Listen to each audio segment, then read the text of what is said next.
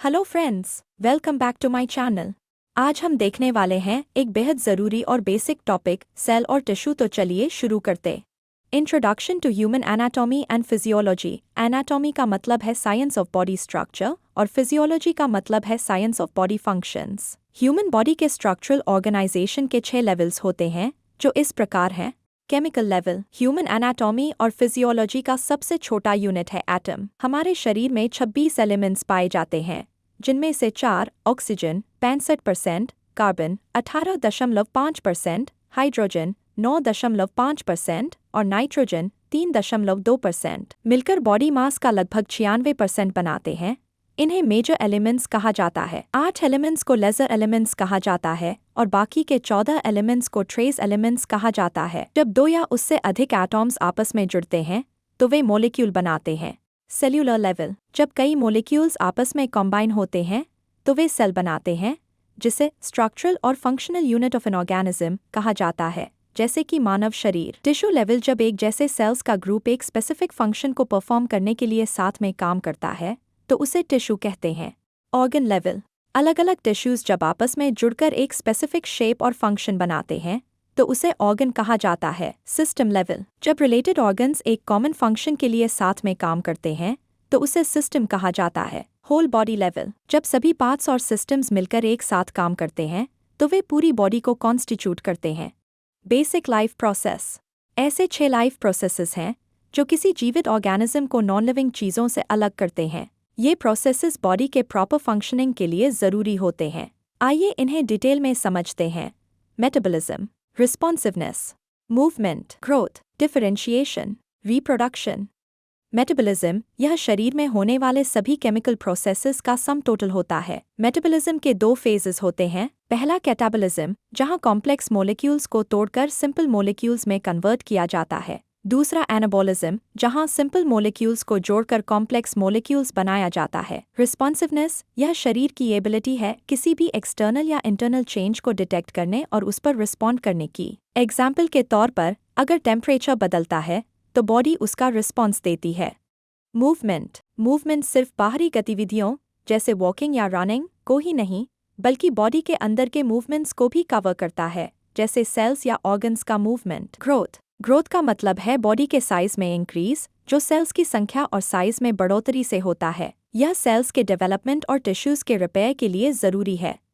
Differentiation. Differentiation वह process है जिसमें अनस्पेशलाइज्ड सेल्स जैसे स्टेम सेल्स स्पेशलाइज्ड सेल्स में कन्वर्ट होते हैं ताकि वे स्पेसिफिक फंक्शंस परफॉर्म कर सकें। यह प्रोसेस डेवलपमेंट के दौरान बहुत महत्वपूर्ण होता है। रिप्रोडक्शन। रिप्रोडक्शन का मतलब है नए सेल्स का फॉर्मेशन और नए ऑर्गेनिजम्स का निर्माण करना। यह प्रोसेस लाइफ को कंटिन्यू रखने के लिए आवश्यक है।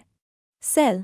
यह लिविंग ऑर्गेनिज्म के लिए स्ट्रक्चरल, फंक्शनल और बायोलॉजिकल बिल्डिंग ब्लॉक्स होती है। यह लाइफ की बेसिक यूनिट है।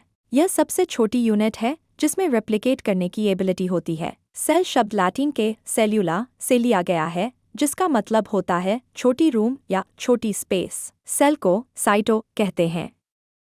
Robert Hooke, father of cytology. इन्होंने डेड सेल्स की खोज की। 1665 में इन्हें फादर ऑफ साइटोलॉजी और सेल का डिस्कवरर डेड सेल्स के लिए माना जाता है। उन्होंने 1665 में अपने फेमस वर्क माइक्रोग्राफिया में पहले बार सेल का डिस्क्रिप्शन दिया। हुक ने कॉर्क की एक पतली परत को माइक्रोस्कोप से देखा और उसमें छोटे छोटे सेल्स देखे, जिन्हें उन्होंने डेड प्लांट सेल्स के रूप में पहचाना। जब कॉर्क के सैंपल का स्टडी किया तो उन्होंने उन सेल्स को सेल्स नाम दिया। ये सेल्स डेड थे क्योंकि कॉर्क का मटीरियल नॉन लिविंग था। एंटन वैन लीवनहुक। इन्होंने 1674 में पहली बार लिविंग सेल्स का स्टडी किया। उन्होंने अपने स्वयं के बनाए माइक्रोस्कोप से तालाब के पानी में मौजूद टाइनी ऑर्गेनिजम्स को देखा, जिन्हें एनिमैल्क्यूल्स कहा जाता था। लीवनहुक ने फर्स्ट टाइम लिविंग सेल्स की डाइवर्सिटी को देखा और डॉक्यूमेंट किया। Contributions to cell study. Robert Brown. इन्होंने न्यूक्लियस की खोज की 1831 में। Types of cells in humans. Smallest cell in human sperm, largest cell in humans ovum, longest cell in humans neuron, largest cell in the world ostrich egg. Cell formation हो रहा है तो टूट भी रहा होगा, तो इसे 2 पार्ट्स में डिवाइड किया गया है। पहला प्रोग्राम सेल डेथ को अपोप्टोसिस कहते हैं, दूसरा फॉर्मेशन ऑफ न्यू सेल को साइटोजेनेसिस कहते हैं। पहला programme cell death apoptosis. Apoptosis एक प्रोसेस है जिसमें सेल्स एक्टिवली और कंट्रोल्ड तरीके से मरते हैं।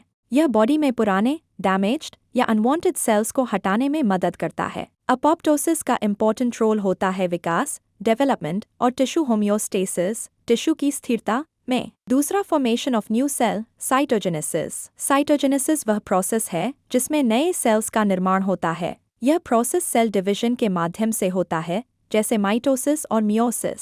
साइटोजेनेसिस का मेन उद्देश्य बॉडी में ग्रोथ, रिपेयर और रिप्रोडक्शन को सुनिश्चित करना है। Types of cell. Prokaryotic cells simple cells होती हैं जिनमें न्यूक्लियस और मेम्ब्रेन बाउंड ऑर्गेनेल्स नहीं होते, example bacteria, E coli. Eukaryotic cells complex cells होती हैं जिनमें न्यूक्लियस और मेम्ब्रेन बाउंड ऑर्गेनेल्स होते हैं, example plants, cells of onion और एनिमल्स, मसल सेल में पाई जाती हैं। सेल को 3 मुख्य भागों में डिवाइड किया गया है। पहला, प्लाज्मा मेम्ब्रेन, दूसरा, साइटोप्लाज्म, तीसरा, न्यूक्लियस। पहला, plasma membrane, cytoplasmic membrane, semi permeable membrane और cell membrane. Discovered by Davidson और दानिएली 1935 में मॉडल प्रेजेंट किया था जो मेम्ब्रेन स्ट्रक्चर के शुरुआती विचारों में से एक था। फ्लूइड मोज़ेक मॉडल, सिंगर और नाइकॉल्सन 1972 में इस मॉडल को प्रेजेंट किया था जो प्लाज्मा मेम्ब्रेन की स्ट्रक्चर और फंक्शन को बेहतर ढंग से समझाता है। यह सेल की आउटर बाउंड्री बनाता है और सेलेक्टिवली सब्सटेंसेस को अंदर या बाहर आने जाने की अनुमति देता है। सेल मेम्ब्रेन मुख्य रूप से फॉस्फोलिपिड बाइलेयर से बनी होती है जिसमें 3 प्रकार के लिपिड मोलिक्यूल्स होते हैं। Phospholipids 75%, cholesterol 20%, glycolipids 5%। Transportation across plasma membrane. Substance cell membrane से किन किन तरह से पार हो सकते हैं, आइए देखते हैं।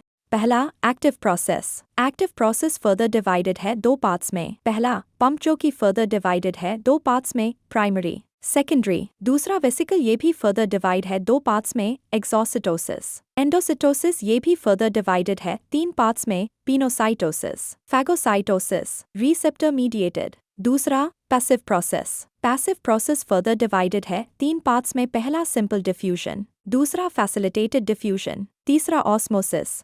पैसिव प्रोसेस यह प्रोसेस बिना एनर्जी के होती है जिसमें मॉलिक्यूल्स हाई कंसंट्रेशन से लो कंसंट्रेशन की ओर मूव करते हैं। इसमें 3 मुख्य प्रकार होते हैं, डिफ्यूजन, ऑस्मोसिस और फैसिलिटेटेड डिफ्यूजन। पहला, सिंपल डिफ्यूजन, मॉलिक्यूल्स का हाई कंसंट्रेशन से लो कंसंट्रेशन की ओर बिना एनर्जी के मूवमेंट होता है, एग्जाम्पल ऑक्सीजन और कार्बन डाइऑक्साइड का डिफ्यूजन। दूसरा, फैसिलिटेटेड डिफ्यूजन, इसमें मॉलिक्यूल्स मेम्ब्रेन से ट्रांसपोर्ट प्रोटीन्स की मदद से मूव करते हैं बिना एनर्जी के, हाई कंसंट्रेशन से लो कंसंट्रेशन की ओर, एग्जाम्पल ग्लूकोज का ट्रांसपोर्ट जो कि स्पेसिफिक ट्रांसपोर्ट प्रोटीन्स के माध्यम से होता है। तीसरा, ऑस्मोसिस, यह पानी का मूवमेंट है जो लो सल्यूट कंसंट्रेशन से हाई सल्यूट कंसंट्रेशन की ओर जाता है, सेमीपर्मिएबल मेम्ब्रेन के थ्रू। एग्जाम्पल ऑफ डिफ्यूजन, जब हम परफ्यूम या इंसेंस स्टिक जलाते हैं तो उसकी खुशबू हवा में फैल जाती है। यह मॉलिक्यूल्स का हाई कंसंट्रेशन से लो कंसंट्रेशन की ओर डिफ्यूजन के कारण होता है। दूसरा, एक्टिव प्रोसेस। एक्टिव प्रोसेस में सब्सटेंसेस को सेल मेम्ब्रेन के पार मूव करने के लिए एनर्जी, एटीपी, की ज़रूरत होती है और यह लो कंसंट्रेशन से हाई कंसंट्रेशन की ओर होता है। इसे 2 प्रकारों में डिवाइड किया है। प्राइमरी एक्टिव ट्रांसपोर्ट, इसमें एनर्जी एटीपी से प्राप्त होती है, एग्जाम्पल सोडियम पोटेशियम पंप जो Na और के आयन्स को अपोजिट डायरेक्शंस में ट्रांसपोर्ट करता है। सेकेंडरी एक्टिव ट्रांसपोर्ट, इसमें एनर्जी आयन कंसंट्रेशन ग्रेडियंट में गैदर होती है, एग्जाम्पल सोडियम ग्लूकोज को ट्रांसपोर्टर जिसमें सोडियम के साथ ग्लूकोज को ट्रांसपोर्ट किया जाता है।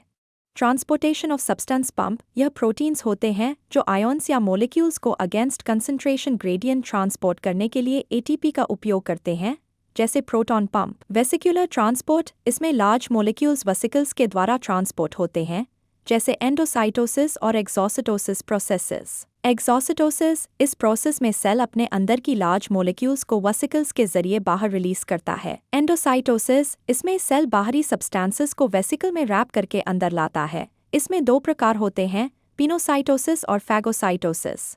पिनोसाइटोसिस, इसमें सेल छोटे तरल ड्रॉपलेट्स को एंगल्फ करता है और वेसिकल्स के जरिए अंदर लेता है। फैगोसाइटोसिस, इसमें सेल बड़े पार्टिकल्स या बैक्टीरिया को एंगल्फ करके वेसिकल्स में लाता है, जैसे मैक्रोफाजस करते हैं। रिसेप्टर मीडिएटेड एंडोसाइटोसिस, इसमें स्पेसिफिक मॉलिक्यूल्स को सेल सरफेस के रिसेप्टर्स पहचानते हैं और वेसिकल्स में रैप करके अंदर लाते हैं, जैसे हार्मोन्स या कोलेस्ट्रॉल।